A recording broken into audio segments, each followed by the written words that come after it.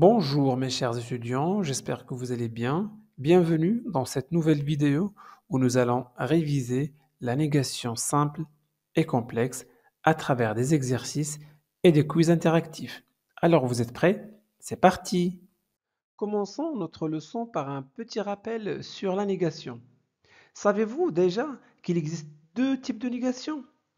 Eh oui, nous avons la négation simple et la négation complexe. Très bien. Alors, c'est quoi la négation simple? Eh bien, la négation simple est ne pas. Elle est là pour exprimer une opposition directe à une affirmation. Donc, sans nuance supplémentaire, autrement dit, elle permet de nier l'existence ou l'accomplissement d'une action de manière très basique. Prenons quelques exemples. Alors, au temps simple, ne pas encadre le verbe. Au temps composé, ne pas encadre l'auxiliaire. Je mange, je ne mange pas. Elle est là, elle n'est pas là. Vous voyez? Elle a compris la leçon, il n'a pas compris la leçon. Ici, le verbe est conjugué à un temps composé. Donc, ne pas encadre l'auxiliaire. Avoir. Elle n'a pas compris la leçon. Passons maintenant à la négation complexe. Bon, la négation complexe inclut d'autres mots de négation en plus de ne pas. Cette négation, en fait, permet d'exprimer des nuances précises, telles que l'absence totale de quelque chose, la fréquence, l'exclusion ou l'opposition multiple. On commence avec la première structure, ne plus. Donc, ne plus, cette construction indique la fin d'une action ou d'un état. En d'autres termes, une action qui était valable auparavant ne l'est plus maintenant ou a cessé de se produire. Prenons quelques exemples. Il reste du pain, il ne reste plus de pain ou il n'en reste plus. Bien sûr, pour éviter la répétition du groupe nominal de pain. D'accord. Ce n'est pas notre sujet. Alors, donc, il reste du pain, il ne reste plus de pain. Cela signifie qu'il y avait du pain auparavant. Mais maintenant, il n'y en a plus du tout. D'accord? Un deuxième exemple, est-ce qu'il fume toujours? La réponse, non, il ne fume plus. Bon, ici, il ne fume plus, cela signifie qu'il fumait auparavant, hein, mais qu'il a arrêté maintenant. Vous voyez? Donc, la structure ne plus, en fait, remplace les mots suivants. Toujours et encore. Donc, si vous trouvez toujours ou encore dans une phrase affirmative, vous allez les remplacer par ne plus à la forme négative. Deuxième structure, ne jamais. Alors, ne jamais, en fait, est utilisé en français pour exprimer l'absence totale ou le refus d'une action. Il va souvent au cinéma, il ne va jamais au cinéma. Un deuxième exemple, sort-elle parfois avec ses amis? Elle ne sort jamais avec ses amis. Bon, la structure ne jamais remplace en fait des mots qui indiquent la fréquence ou la répétition d'une action, comme souvent, quelquefois, parfois et toujours. Qu'est-ce que cela veut dire? Eh bien, si vous trouvez l'un des mots suivants dans une phrase à la forme affirmative, donc vous allez le remplacer par ne jamais à la forme négative. Parfait. Troisième structure, ne rien. Alors ne rien exprime l'absence de choses ou de quantité. Il voit tout, il ne voit rien. Tout.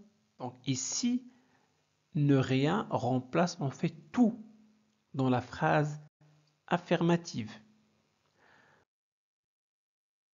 Elle dit quelque chose, elle ne dit rien.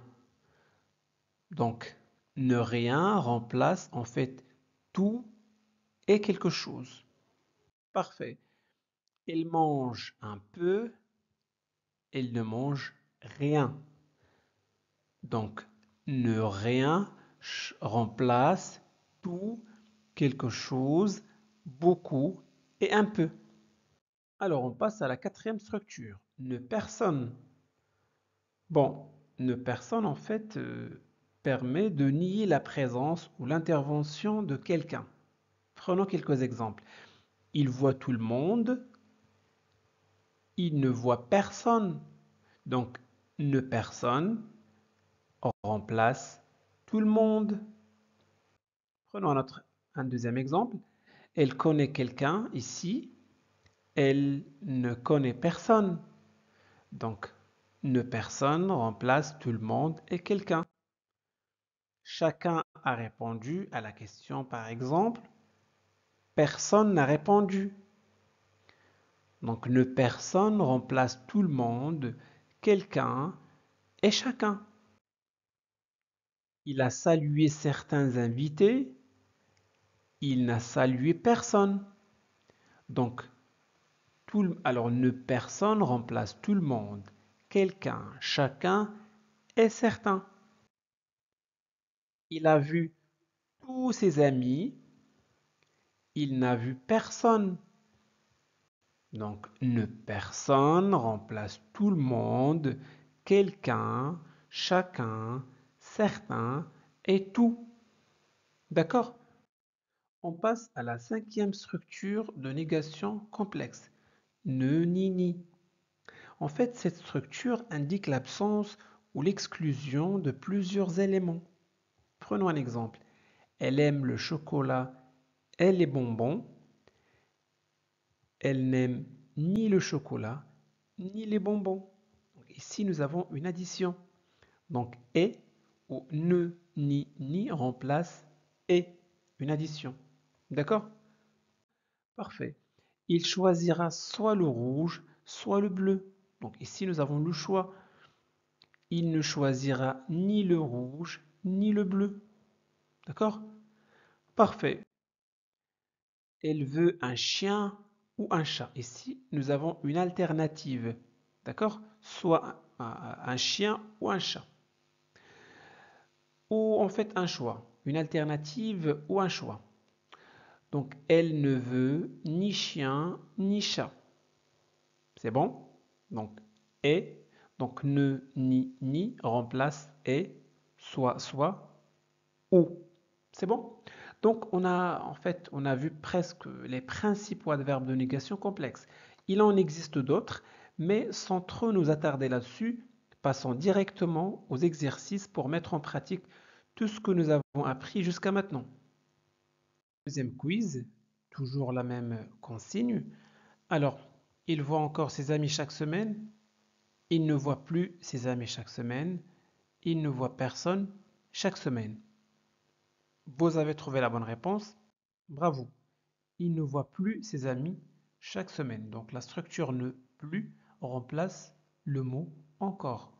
Parfait. Quiz numéro 3. Complétez avec la bonne négation. Il aime le thé et le café. Il n'aime ni le thé ni le café, ou bien il ne veut ou il n'aime plus de thé ni de café.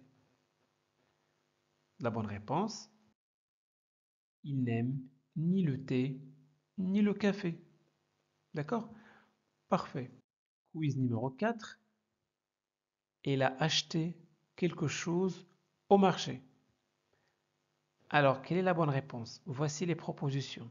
Elle n'a rien acheté au marché, ou bien il n'a plus acheté au marché, ou bien il n'a acheté personne au marché.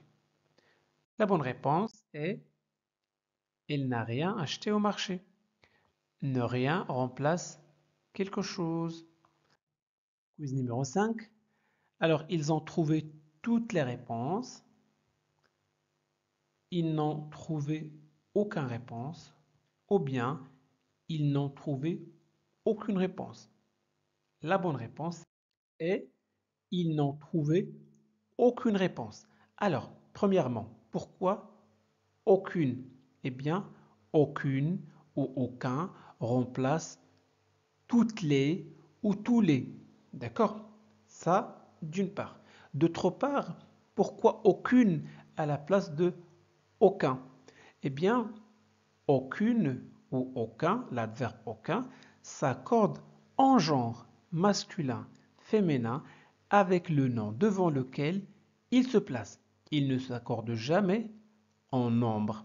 Il est toujours au singulier. C'est bon? Parfait. Numéro 6. Elle parle parfois à ses amis. Elle ne parle jamais à ses amis. Elle ne parle rien à ses amis. La bonne réponse est elle ne parle jamais à ses amis. Donc, ne jamais remplace parfois.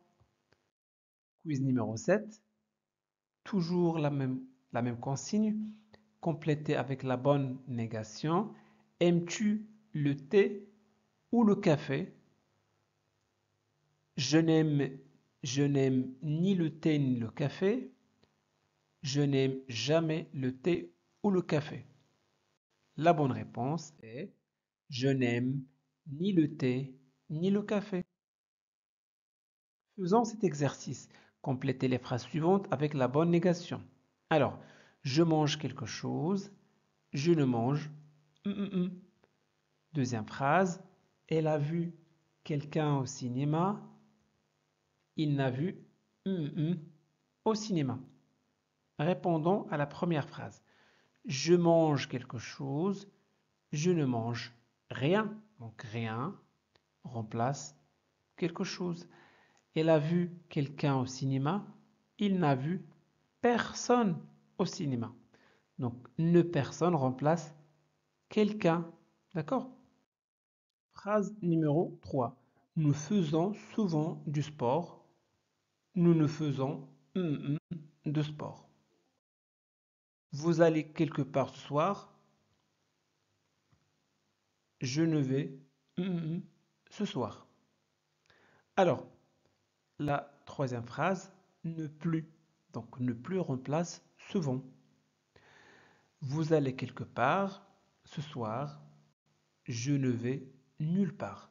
Donc, nulle part, remplace quelque part. C'est bon? Parfait. Donc voilà pour aujourd'hui. J'espère que cette vidéo vous a plu. Si c'est le cas, faites-le savoir en laissant un petit j'aime. Vous pouvez partager cette vidéo avec vos amis pour les aider à progresser en français. Et n'oubliez surtout pas de vous abonner à notre chaîne Classe de français pour ne pas manquer nos prochaines vidéos. Merci de votre confiance. À très bientôt.